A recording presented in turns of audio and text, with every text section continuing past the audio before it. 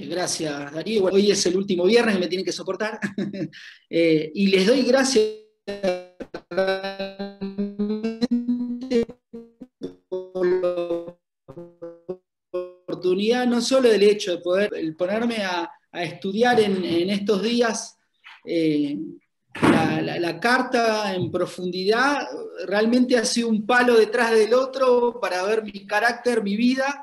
Y el Señor me hablaba a mí, así que creo que ya desde ese punto de vista, digamos, está completo el objetivo. Por lo menos a mí Dios me ha hablado a través de su palabra, ¿no? Pero bueno, decía justamente Darío que la iglesia, ¿no? Y es un poco en el versículo que nos basamos, es columna, ¿no? Y baluarte de la verdad, ¿no? Empezando desde el primer capítulo de Tito veíamos que el mensaje primeramente era para los líderes de la iglesia, ¿no? Aquellos que están encargados de desarrollar a todo el cuerpo de Cristo, pero después esa responsabilidad baja, ¿no? Naturalmente a la iglesia y a las distintas personas que componen el cuerpo de Cristo. En este caso lo veíamos el viernes pasado, en cada una de las edades, ¿no? Nadie está fuera de la responsabilidad que todos tenemos en ir construyendo este edificio, ¿no?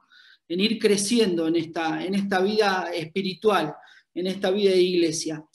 Y eso de alguna manera es ser, ¿no? Columna de la verdad, mantener la verdad, no solo, digamos, desde el punto de vista de doctrinal, del conocimiento doctrinal o el de guardar la doctrina, sino de refrendarlo, que nuestras palabras no sean refrendadas con nuestras vidas. Y eso quizás es mucho más importante, ¿no? A veces he escuchado esa frase de que no es tan importante lo que uno sepa de la palabra, sino que lo poco que sepamos lo podamos llevar adelante con nuestras vidas, ¿no?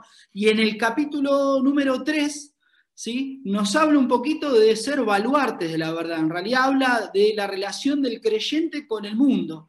Ya no directamente en la relación, o sea, el liderazgo del primer capítulo, el resto de la congregación entre sí o en la vida, ¿no? Íntima del carácter de cada creyente. Y en este caso nos habla así también del carácter de los creyentes, pero con relación al mundo, ¿no? Y arranca hablando de algo particular. Vamos a leer el capítulo, así no nos queda nada sin leer. Lo leemos todo y después empezamos a ver algunos versículos puntuales.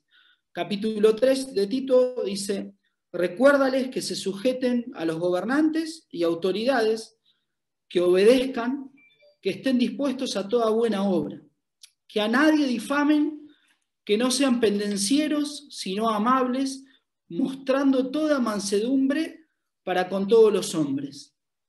Versículo 3 nos dice: porque nosotros también éramos en otro tiempo insensatos, rebeldes, extraviados, esclavos de concupiscencias y deleites diversos, viviendo en malicia y envidia, aborrecibles y aborreciéndoos unos a otros. Pero cuando se manifestó la bondad de Dios, nuestro Salvador, y su amor para con los hombres, nos salvó, no por obras de justicia que nosotros hubiéramos hecho, sino por su misericordia, por el lavamiento de la regeneración y por la renovación en el Espíritu Santo. El 6 dice: el cual derramó en nosotros abundantemente por Jesucristo nuestro Salvador, para que justificados por su gracia viniésemos a ser herederos conforme a la esperanza de la vida eterna. Palabra fiel es esta, y en estas cosas quiero que insistas con firmeza, para que los que creen en Dios procuren ocuparse en buenas obras. Estas cosas son buenas y útiles a los hombres, pero evita las cuestiones necias y genealogías y contenciones y discusiones acerca de la ley, porque son vanas y sin provecho. Al hombre que cause divisiones después de una y otra amonestación, deséchalo, sabiendo que el tal se ha pervertido y peca, y está condenado por su propio juicio. Cuando envíe a ti a Artemas o a Tíquico, apresúrate a venir a mí en Nicápolis, porque allí he determinado pasar el invierno. A Zenas, intérprete de la ley, y a Apolos encamíneles con solicitud, de modo que nada les falte. Y aprendan también los nuestros a ocuparse en buenas obras para los casos de necesidad, para que no sean sin fruto. Todos los que están conmigo te saludan, saluda a los que nos aman en la fe, la gracia sea con todos vosotros. Amén. Bueno, la verdad que podríamos hablar de cada uno de estos versículos, aún hasta los saludos finales nos dan muchas enseñanzas, ¿no? Pero nos vamos a basar en algunos versículos puntualmente, y en este caso el versículo número 1 nos habla, ¿no?, de la obediencia, la sumisión a los gobernantes, ¿no? Qué tema tan actual para cada uno de nosotros, ¿no? Realmente, digamos, en estos tiempos donde el gobierno, los gobiernos en general, ¿no?, bajan diferentes órdenes y muchas personas están llamadas a acatarlas y otras creen que no se debe acatar, ¿no? Realmente pensaba, bueno, qué mensaje tan actual para cada uno de nosotros como creyentes. Y la verdad que, digamos, leyendo cada uno de los pasajes del Nuevo Testamento, no nos deja lugar a dudas que cuál debe ser la posición de cada uno de los creyentes conforme al gobierno, ¿no? Sin importar el tipo de gobierno, sin importar el partido en el cual esté al frente dirigiendo el país, el llamado es claro, ¿no? Sujetarse a los gobernantes y autoridades, ¿no? Y obedecerlas, ¿no? Y cuando uno ve, digamos, como decía en el Nuevo Testamento, nos encontramos, por ejemplo, en Romanos, nos habla el apóstol Pablo, le dice a los romanos que no hay autoridad, ¿sí?, que no sea establecida por Dios. Es decir, que Dios es el que tiene el control, Dios es el que al fin y al cabo pone y saca reyes, ¿no? Él es el que sabe. En 1 Timoteo, ahora lo vamos a leer, también nos habla de orar por los gobernantes. Pedro también dice lo mismo, ¿no?, que nos debemos someter por causa del Señor. O sea, por amor al Señor nos debemos someter a los gobernantes, ¿no? Y el mayor ejemplo lo encontramos en el Señor Jesús. ¿Se acuerdan cuando lo fueron a tentar a él con la ofrenda, no, con el impuesto que tenía que pagar? Y él dijo, no, esa frase célebre, dad al César lo que es del César y a Dios lo que es de Dios, ¿no? No hay manera de que cada uno de nosotros pueda utilizar el Evangelio, la fe, para rebeldía, ¿no? Y esto realmente es lo que pasaba en estos tiempos, ¿no? Imaginémonos que no se encontraban en gobiernos como nos toca acá en Occidente, gobiernos de democracia, donde cada uno de nosotros con nuestro voto, digamos, elegimos los gobernantes, ¿no? Ahí había imperios y no había manera de zafarse. Ahora, ¿qué pasaba? El Evangelio para muchas personas llegaba a ser una excusa, ¿no? Porque en Cristo había libertad. ¿No? En Cristo somos libres, en Cristo no hay judío, no hay griego, no hay esclavo. Entonces, muchas personas, ¿no?, sentían que este mensaje era un mensaje revolucionario. Lo veíamos un poco el viernes pasado con respecto a los siervos. Pero no se trata de esto, ¿no? Nuestro reino es espiritual y Dios nos puso, ¿no? Jesucristo mismo, cuando oraba por los discípulos, decía, ¿no?, yo los puse en el mundo, no quiero que los saques. Y realmente nos debemos atener a lo que los gobernantes nos mandan, ¿no?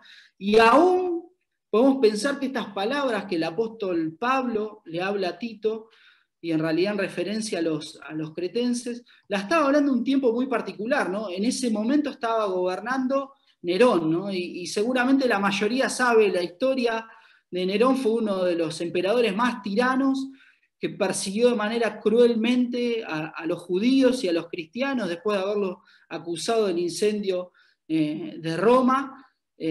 O sea que nos podríamos poner a pensar que Pablo tendría muchos motivos para decir, bueno, no se sujeten a los gobernantes, ¿no? Sin embargo, ¿sí?, no depende de cómo sea, qué tan bueno sea el gobierno, qué tan corrupto o menos corrupto sea el gobierno, el llamado siempre es el mismo, ¿no? Y de esa manera, cada uno de nosotros debemos marcar la diferencia con nuestras vidas, siendo respetuosos de los gobernantes, ¿no? Y acompáñenme a leer ahí en 1 Timoteo, en el capítulo 2, porque nos habla algo particular.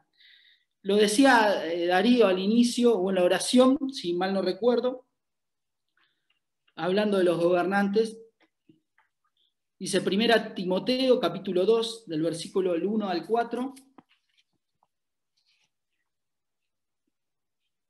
Dice, exhorto ante todo a que se hagan rogativas, oraciones, peticiones y acciones de gracias por todos los hombres, por los reyes y por todos los que están en eminencia, para que vivamos quieta y reposada en toda piedad y honestidad, ¿no? Y a veces nos quedamos ahí, decimos, bueno, oremos por los gobernantes para vivir quieta y reposadamente, ¿no? Y que le podamos seguir predicando el Evangelio, ¿no? Pero sigue en el versículo 3, en el versículo 3 y el 4, dice, porque esto es bueno y agradable delante de Dios, nuestro Salvador, el cual quiere que todos los hombres sean salvos y vengan al conocimiento de la verdad, ¿no? Y esto nos llama que verdaderamente en nuestras oraciones, en nuestros corazones, debe haber un verdadero deseo, ¿no? Valga la redundancia, de desear la salvación de los gobernantes, ¿no? De desear lo mejor para nuestros gobernantes. Y muchas veces es lamentable ver que nosotros nos acoplamos, ¿no?, a la famosa grieta y somos parte tristemente de algo que no nos incumbe, porque nuestro reino no es de acá, ¿no? Y la palabra de Dios, como veíamos, digamos, cada uno podríamos profundizar en cada uno de estos textos, estamos llamados a honrar a nuestros gobernantes como si fuera al Señor, por amor al Señor, ¿no? Me pareció una interesante enseñanza, y en particular acá Tito les habla de la sujeción, porque los cretenses tenían esa fama, ¿no? Leí ahí en algún comentario, dice, los cretenses eran famosos por turbulentos, peleadores e impacientes con toda autoridad. Polibio, que era un historiador, dice acerca de ellos que estaban constantemente envueltos en insurrecciones, matanzas y guerras destructoras, ¿no? Esta era la sociedad, ¿no?, para que nos demos una idea en la que estaba esta iglesia, ¿no? Qué difícil a veces es salirse de esto, ¿no? Pero nuestro testimonio, hermanos, como hijos de Dios ante la sociedad, debe ser de honradez y de obediencia a los gobernantes, ¿no? No deberíamos, ¿no?, cada uno de nosotros acoplarnos a los distintos vaivenes de la política y de la sociedad. Ahora, siguiendo en el versículo número 2, nos habla en el versículo 1 con respecto a los gobernantes, pero luego habla con respecto a la sociedad, ¿no? Y la sociedad es mi lugar de trabajo, la sociedad son mis vecinos, la sociedad es la calle, ¿sí?, donde me toca transitar todos los días. Y dice el versículo 2, que a nadie difamen, que no sean pendencieros, sino amables, mostrando toda mansedumbre con todos los hombres, ¿no? Y uno siente realmente leyendo esta carta, la deberíamos leer más seguido, porque es un mazazo atrás del otro para nuestro ego, es un mazazo atrás del otro para nuestro carácter, ¿no? Dios realmente trabaja a través de su palabra en la vida de cada uno de nosotros. Nos habla de 3 características principales, ¿no? Primero, que a nadie difamen, ¿no?, en nuestra forma de hablar. Y cuántas veces decía, ¿no?, aún a veces se da en el ámbito del trabajo de hablar mal de los jefes, ¿no? Decía Juan que él está en un cargo, ¿no?, con personas abajo, y uno lo ve realmente, siempre el que está arriba es malo, no hay manera que lo vean de buena manera, siempre hay algo que criticar al jefe, al superior, al dueño de la empresa. Es natural en nosotros, ¿no?, ver a aquel que está arriba nuestro como una persona mala. No debería ser así, o nosotros no nos deberíamos enganchar en esa situación. Es difícil, ¿no?, porque a veces tenemos jefes que son malos realmente, ¿no? Tenemos jefes que son injustos muchas veces, pero nuestra manera de hablar, nuestra manera de tratar, de relacionarnos con los demás, debe ser distinta a los demás. Es la manera, ¿no?, en que nosotros nos podemos diferenciar y ser luz. Sigue diciendo, no pendencieros, ¿sí? Y nos encontramos, como decía los otros días también, en una sociedad que es totalmente violenta, ¿no? Salimos a la calle y digamos, muchas veces de un accidente de tránsito termina una persona perdiendo la vida por una pelea, ¿no? Es una cosa demencial. Ni hablar, como vemos también en las redes sociales, ¿no? Hay mucha violencia.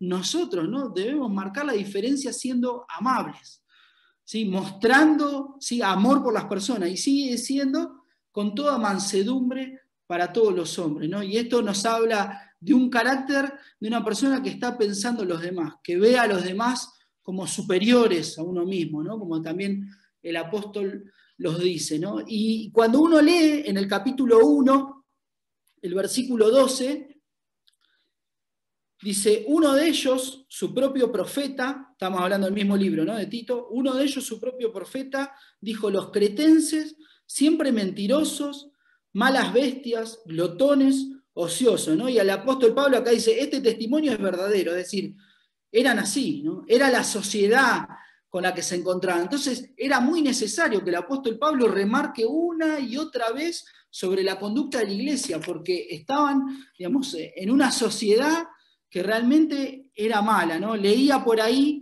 también, digamos, sobre dos historiadores griegos que hablaban de ellos.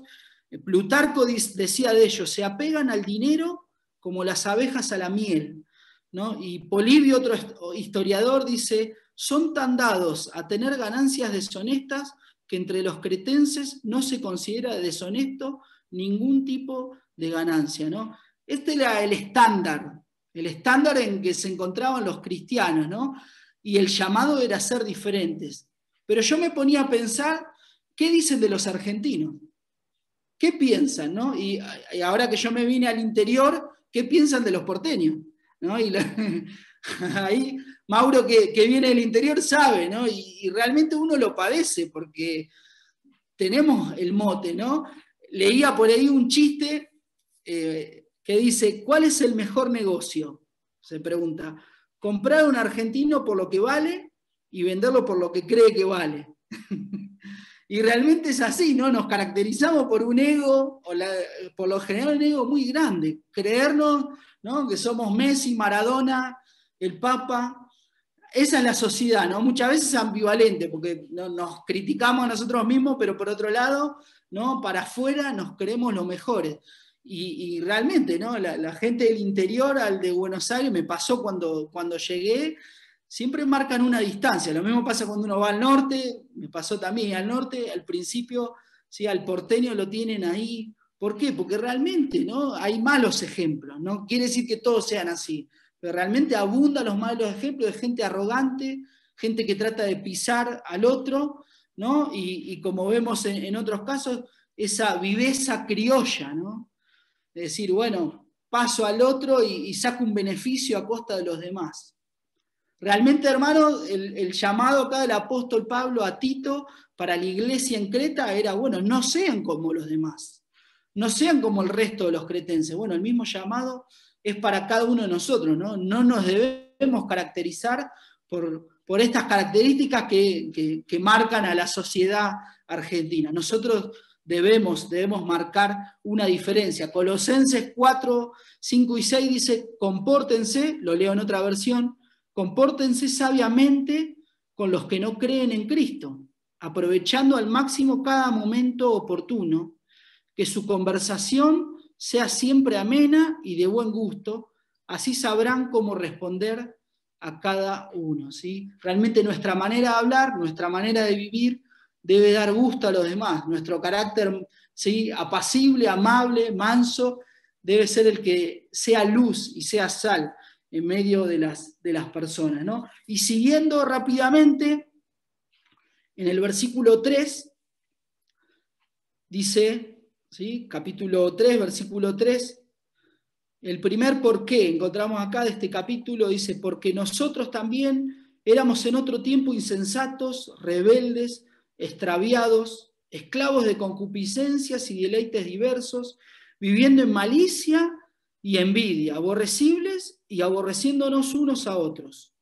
Pero cuando se manifestó la bondad de Dios, nuestro Salvador, y su amor para con los hombres, nos salvó. No por obras de justicia que nosotros hubiéramos hecho, sino por su misericordia, por el lavamiento de la regeneración y por la renovación en el Espíritu Santo, el cual derramó en nosotros abundantemente por Jesucristo, nuestro Salvador. Qué hermosos pasajes, ¿no? Estos pasajes, en especial del 3 al 6, al 7, los leemos muchas veces, ¿no? Porque son habituales en la cena y nos hablan de la salvación. Pero me pareció interesante, ¿no? El porqué del versículo 3. Y este es el cuarto porqué, yo me los marqué acá en la Biblia. El apóstol Pablo, en esta carta en especial, ¿sí? Empieza dando un mandamiento a Tito y luego le explica el porqué. Fíjense en el capítulo 1, el versículo 10, ¿sí? Le habla del carácter de los líderes y dice, porque en el versículo 10 hay muchos contumaces, habladores, es decir, porque tiene que haber una diferencia con los falsos maestros. En el capítulo 2, el versículo 11, luego de hablar también del carácter de los creyentes, de cómo los ancianos deben enseñar a los jóvenes, cómo los siervos deben ser de testimonio para sus amos, dice, porque la gracia de Dios se manifestó para salvación, es decir, bueno, tenemos que llevar un carácter de determinada manera, ¿sí? Fieles al Señor, porque tenemos que ser de testimonio a nuestros amos. Pero acá, ¿sí? En el capítulo 3, nos habla y nos recuerda lo que nosotros éramos antes, ¿no? Y podríamos hablar de 3 enfoques en este porqué, 3 enfoques en particular. El primero de ellos, ¿no? El ver nuestro pasado, o sea, nos ayuda a ver que nosotros éramos iguales al resto, ¿no? Que no hay mérito en nosotros. Escuchaba el otro día una ilustración con respecto a esto, de un chiquito, una chiquita que se cría en un barrio muy, muy precario, sus padres lo dejan, lo abandonan y va a un orfanato, ¿no? Y en eso, estando el chiquito en un orfanato, sin nada, sin un futuro para su vida, viene una familia y lo adopta, lo lleva, ¿no? Podríamos decir, a Europa, lo lleva a las mejores escuelas, a la mejor universidad, tiene, digamos, una carrera brillante y al tiempo ya de grande vuelve a su mismo lugar de donde salió, ¿no? ¿Y qué actitud tiene esta persona, ¿sí? Ya madura con respecto a su barrio, al lugar de origen, ¿no? Y puede tener 2 actitudes. Podría pensar, bueno, yo ahora soy mejor que esta persona. Yo por mis méritos me estudié, me capacité y logré todo lo que soy y estos son menos que yo. O podría, ¿no? De otra manera darse cuenta que todo lo recibió de gracia, ¿no? Todo lo recibió sin merecer, porque otro se fijó en él, porque otro lo amó y él solamente recibió, ¿no? Y de la misma manera la enseñanza en este caso es para cada uno de nosotros y nos ayuda a entender, ¿no? Cuál debe ser nuestra mirada con cada uno de los perdidos, con cada uno de los que hoy están alejados del Señor. Muchas veces no vemos a las personas y decimos, esta persona no se va a salvar más, no va a creer más. Mirá lo que hace, ¿no? Mirá lo tan alejado y a veces nos da bronca esa situación. Sin embargo, ¿no? Debería haber y debe haber una situación de compasión, ¿no? Y esta es la segunda característica, ¿no? El segundo enfoque que podríamos dar, que es el de la compasión, ¿no? De la misma manera que Dios tuvo compasión de nosotros, nosotros debemos tener compasión de las otras personas, ¿no? Es el segundo enfoque que podemos encontrar. Ahora, el tercer enfoque tiene que ver con la obra del Espíritu Santo, ¿no? Que realmente ya no debemos vivir más como el mundo, ya no debemos vivir más en las concupiscencias y siendo odiados por todos y odiando a todos, sino viviendo una vida transformada porque hemos sido justificados por el Señor y santificados por el Espíritu Santo, ¿no? Y esto nos llama a cada uno de nosotros a vivir justamente una vida diferente, ¿no? Pero viendo ahora sí, seguimos el versículo 7 y el versículo 8, nos habla ahora el propósito por el cual fuimos redimidos, el propósito por el cual fuimos santificados. Dice así, para que justificados por su gracia viniésemos a ser herederos conforme a la esperanza de la vida eterna. Palabra fiel es esta, y en estas cosas quiero que insistas con firmeza para que los que creen en Dios procuren ocuparse en buenas obras. Estas cosas son buenas y útiles a los hombres, ¿no? Primeramente nos dice que hemos sido justificados, o en realidad está hablando acá, hemos sido llamados a vivir una vida de justicia, ¿sí? Porque llegamos a ser y somos herederos conforme a la esperanza de la vida eterna, ¿no? Y somos herederos. Hoy somos herederos de este reino, ¿no? Y el llamado es a vivir hoy el reino de Cristo, ¿no? Decíamos al principio que estamos en este mundo, pero no somos de este mundo. Por eso realmente nuestra vida no tiene que estar llena de buenas obras, de buenas calidades de vida en nuestro interior, ¿no? Un carácter transformado a la imagen de Cristo. Pero no solo esto, sino encontramos en cada uno de los capítulos, y en especial en este capítulo, el 3, nos llama a hacer buenas obras, ¿no? Y muchas veces pensaba que a través de la iglesia nosotros hacemos buenas obras, ¿no? Nos involucramos muchas veces en ayuda a aquellos que están necesitados, actividades, ¿no?, evangelísticas, mostrando el amor, pero ¿qué tal en nuestra vida en particular? Fíjense que cuando leíamos en el versículo 1, hablaba de obedecer a los gobernantes, pero hablaba también de estar dispuestos a toda buena obra, ¿no? A toda buena obra. Ahora nos habla en el versículo 13 y en el versículo 14, fíjense que al mismo equipo ministerial el apóstol Pablo le llama a hacer buenas obras. Primeramente a los siervos de Dios. Fíjense el 13, dice: a Zenas, intérprete de la ley, y a Apolos, encamínales con solicitud, de modo que nada le falte. Es decir, bueno, prepárenlo con todo lo necesario. ¿Sí? Quizás era darle dinero, era darle alimento, era darle ropa, ayudarles para que ellos puedan servir. Qué importante, ¿no? Somos cada uno de nosotros en el ministerio misionero en nuestro país y en el mundo, ¿no? Qué importante que son nuestras ofrendas.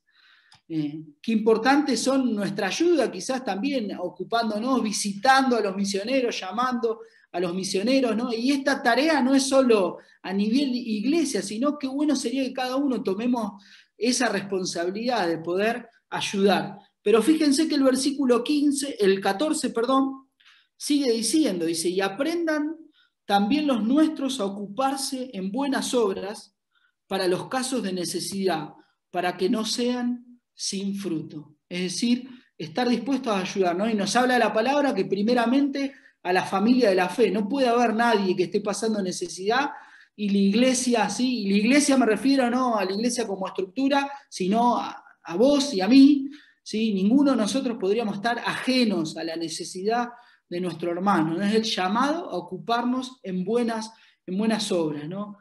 Y esto realmente es lo que el Señor Jesús vivió. Lo dice el apóstol Pablo ahí en Hechos. Dice: vosotros sabéis cómo Dios ungió a Jesús de Nazaret con el Espíritu Santo y con poder, el cual anduvo haciendo bien y sanando a todos los oprimidos por el diablo, porque Dios estaba con él, ¿no? Y la enseñanza del Señor, ¿sí?, siempre venía de la mano de la ayuda, ¿no? Y lo podemos ver, él realmente sentía compasión por las personas, sentía un amor visceral por las personas, ¿no? Y realmente es ese amor que nos constriñe, ¿no?, que nos aprieta, que nos tiene que mover a hacer buenas obras por las otras personas, ¿no? Es el ejemplo del Señor Jesús que cada uno de nosotros debemos seguir. Ahora, este ejemplo es el que la iglesia llevó.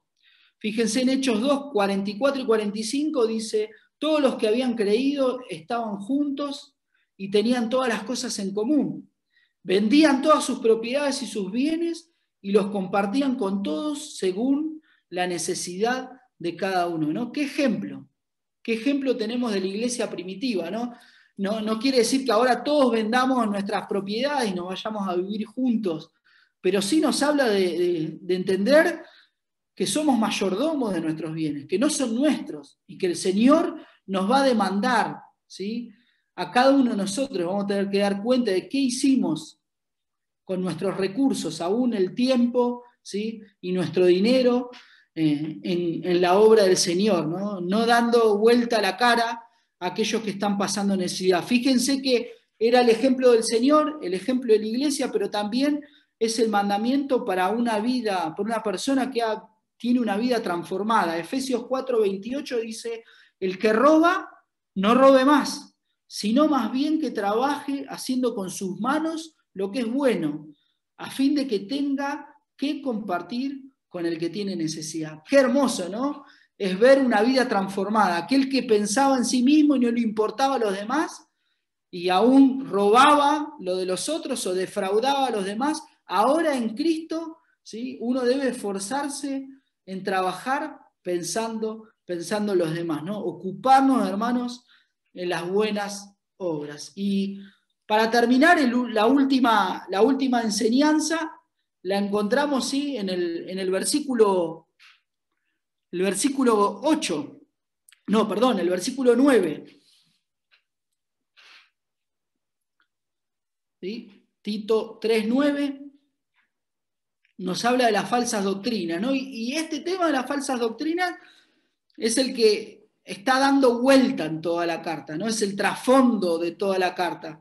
Decíamos en el primer capítulo, ¿no? Hablamos de los líderes de la iglesia, de los pastores, los ancianos, y dejamos a un lado eso. En el capítulo 2 también sí nos habla de marcar una diferencia con respecto a esto, y ahora vuelve acá a hablar de los falsos maestros. Y dice el versículo 9, pero evita las cuestiones necias y genealogías y contenciones y discusiones acerca de la ley, porque son vanas y sin provecho. Al hombre que cause divisiones después de una y otra amonestación, deséchalo, sabiendo que el tal se ha pervertido y peca y está condenado por su propio juicio, ¿no?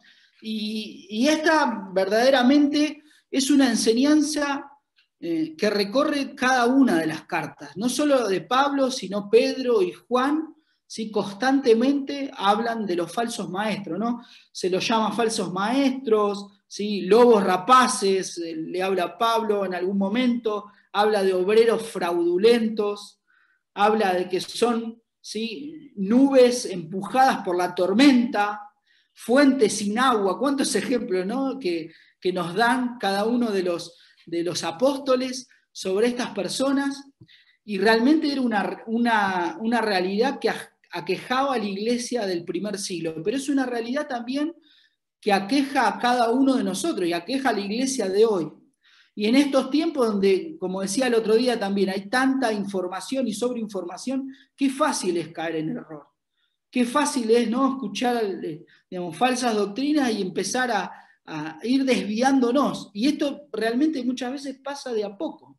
Pasa de a poco. Por eso la enseñanza que encontramos en esta carta es la de refugiarnos una y otra vez en la palabra. Primeramente la enseñanza de nuestros ancianos, ¿no? En el capítulo 1.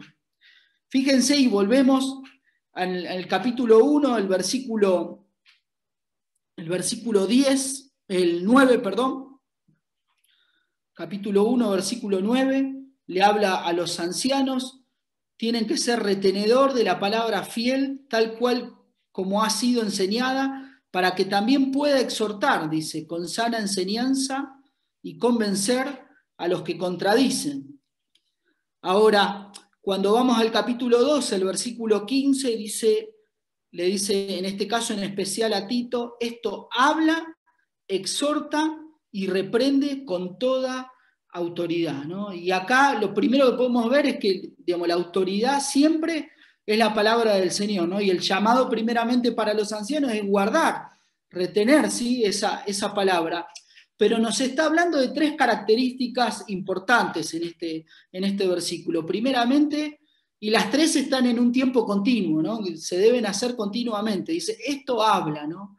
Y verdaderamente uno debe hablar la palabra, ¿sí?, a tiempo y afuera de tiempo, ¿no? La enseñanza de Dios, como sé que es en esta iglesia, debe ser de continuo. No nos debemos distraer con otras cosas. Siempre, sí, lo fundamental en la iglesia debe ser la enseñanza, debe ser el crecer. No por un conocimiento, sino por un crecimiento espiritual, para no desviarnos, como dice ahí, ¿no?, en contenciones, en peleas que no tienen sentido, que no son de crecimiento para la iglesia.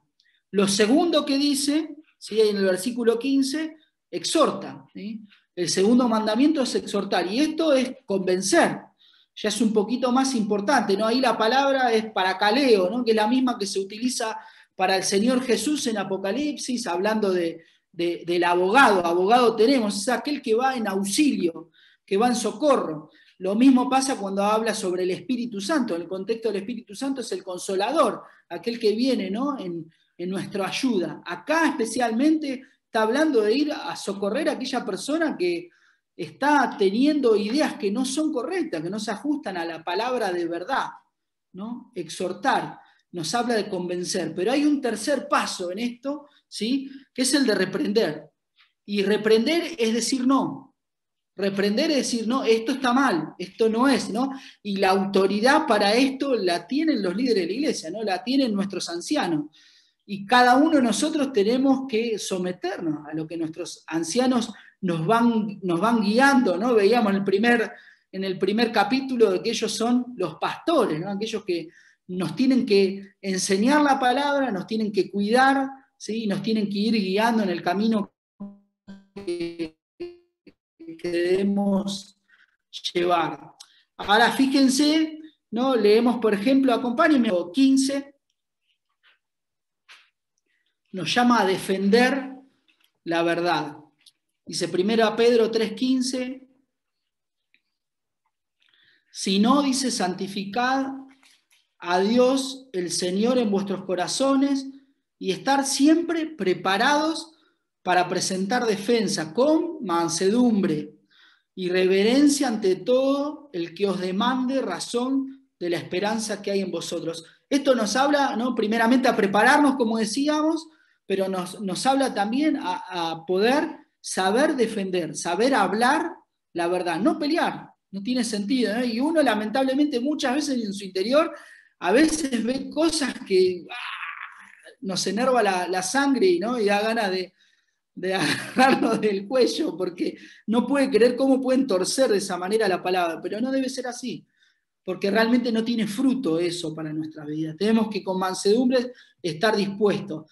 Ahora, ¿no? Leemos en primera Timoteo 5:20, de exponer el error. Dice, a los que persisten en pecar, repréndelos delante de todos, para que los demás también teman, ¿no? Y esta es una función de los ancianos, pero es una realidad a veces triste en las iglesias, pero que no se deben dejar de pasar, porque como se dice comúnmente, ¿no? Muchas veces una manzana podrida puede pudrir el cajón, ¿no? Y muchas veces estos falsos maestros se presentan, ¿no? Obviamente, digamos, con su peor cara, ¿no?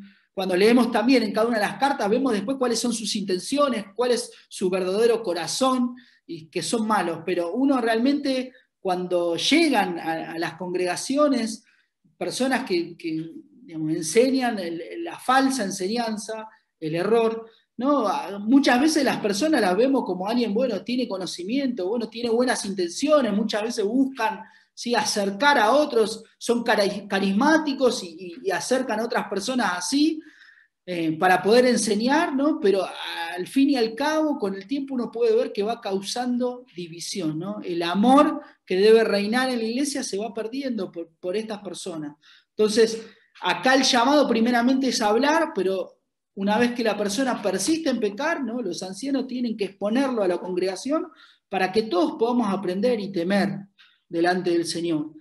Ahora, hay un tercer paso en esto, ¿sí? Lo dice Segunda Juan, nos dice así, la carta de Juan: si alguno viene a vosotros y no trae esta doctrina, no le recibáis en casa, ni le digáis bienvenido, porque el que le dice bienvenido participa en sus malas obras, ¿no? Aquel que realmente persiste en pecar, en enseñar algo, ninguno de nosotros, hermanos, como parte del cuerpo de Cristo, deberíamos hacerlo parte. Es duro, a mí me parece decir, che, que no hay amor en la iglesia, pero realmente el llamado es cuidar al cuerpo de Cristo, ¿no? Y cuidarnos los unos a los otros. Y de esta manera, ¿no?, concluimos con estos aspectos de este capítulo, ¿no? Y pensando en un resumen total, podemos decir, hermanos, que el llamado para ser una iglesia sana es el llamado al compromiso, al vivir un cristianismo verdadero, un cristianismo genuino, que no solo sea de palabras, sino que sea de hechos, en nuestro interior, en nuestro carácter y con nuestras obras, que realmente el mundo pueda ver que somos diferentes, ¿no? Y leían un libro de Charles Swindoll, unas palabras que me parecieron muy interesantes, ¿no? Muy, tristemente muy reales, quizás no dentro de nuestra iglesia, pero sí en el cristianismo en general, ¿no? En la cristiandad, como se dice. Es unas palabras de Wilbur Rees, dice así, presten atención, dice: me gustaría comprar $3 de Dios, por favor, una cantidad que no sea suficiente para hacer explotar mi alma ni para perturbar mi sueño, sino que equivalga a un vaso de leche caliente o una siesta bajo el sol. No quiero tanto de Él que me obligue a amar a los perdidos y ayudar a aquellos necesitados. Quiero éxtasis, no transformación. Quiero el calor del vientre, no el nuevo nacimiento. Quiero medio kilogramo de lo eterno en una bolsa de papel. Me gustaría comprar $3 de Dios, por favor. No, es tremenda. A mí me erizaba la piel cuando leía esta ilustración. Y realmente sí, no debe ser así en nuestras vidas, ¿no? Y pensaba en las palabras del Señor Jesús cuando se acercaban todas las personas que lo escuchaban, que lo seguían, ¿no? Y Él les dice, si alguno quiere venir en pos de mí, niéguese a sí mismo, tome su cruz cada día y sígame.